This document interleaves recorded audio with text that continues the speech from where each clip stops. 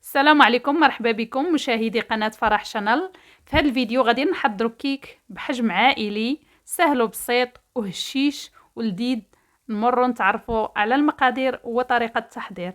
المقادير اللي ما عندهاش الميزان دائما انا نعطيهم لكم بالقياس ديال الكاس اللي كيهز 150 ملي وبالمعالقة كبيرة او صغيرة. غادي نحتاج 4 البيضات يكونوا بحرارة الغرفة. عندي هنايا 4 البيضات بحجم متوسط، غادي الكبار. غادي نضيف عليهم واحد القبصه ديال الملح، وعندي ساشي ديال الفاني، نسمت فاني، ساشي سكر فانيلا. غادي نحتاج 150 غرام ديال السكر سنيده، سكر حبيبات اللي هو كاس. غادي نطرب هاد المكونات، غادي نطلع السكر مع البيض حتى يولي اللون ديالو ابيض ويتضاعف الحجم ديالو كيف ما غادي تشوفوا معايا في الفيديو. كنطربوا مزيان. تقدروا ديروه في العجانه الا ما عندكمش هاد الطراب، تقدروا تحاولوا تطلعوه بيديكم بالفوي اليدوي ما امكن. تقدري تخدمي بيدك على حد المستطاع حتى تطلعي هاد البيض مع السكر مزيان. المهم هو ان هاد السكر والبيض يتخلطوا مزيان. كيف ما كتلاحظوا معايا هنايا تبدل اللون ديالهم والحجم ديالهم تضاعف. غادي نضيف ليهم واحد المبشور ديال الليمونه اي حامضه، وعندي هنايا 130 ملي ديال الزيت، ما يعادل كاس قل صبع. كاس غتعبريه وتخلي القياس ديال الصبع خاوي، كاس قل صبع. غادي نضيفوا هاد الزيت تدريجي خويط، هكا كنضيفوه بشويه وحنا كنخدموا بالطراب كيف ما كتلاحظوا معايا. غادي نضيف ليه 200 مليلتر من الحليب، حليب عادي بحراره المطبخ ما يكونش بارد، ما يعادل كاس كبير كيف ما كتشوفوا. بالنسبه للكاس اللي كنعبروا فيه 150 ديري كاس وثلث كاس. عندي هنايا 3 المعالق ديال النشا اي مايزينا، ما يعادل 60 غرام.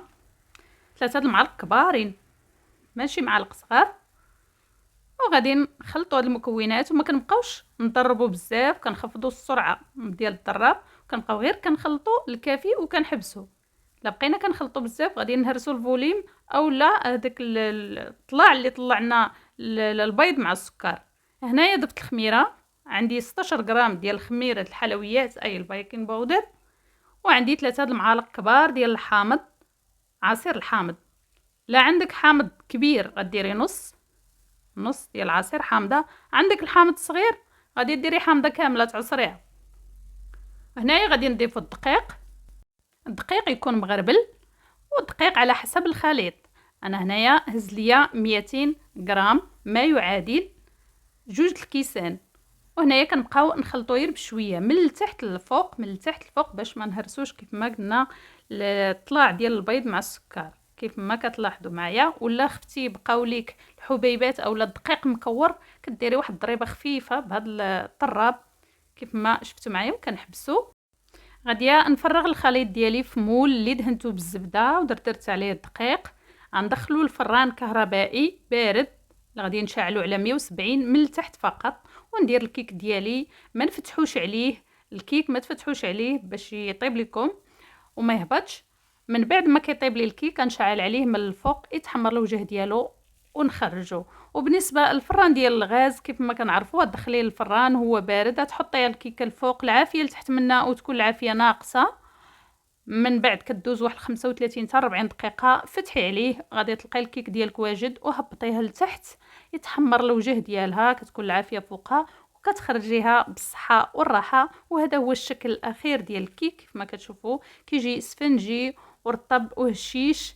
نتمنى وصفه اليوم تنال اعجابكم. الا عجبتكم الوصفه ما تنسوناش من اللايك والاشتراك في القناه والبارطاج. شكرا لكم على التعاليق ديالكم الجميله وعلى التشجيعات ديالكم. شكرا لكم. الله لا يخطيكم. الى وصفه قادمه بحول الله. السلام عليكم.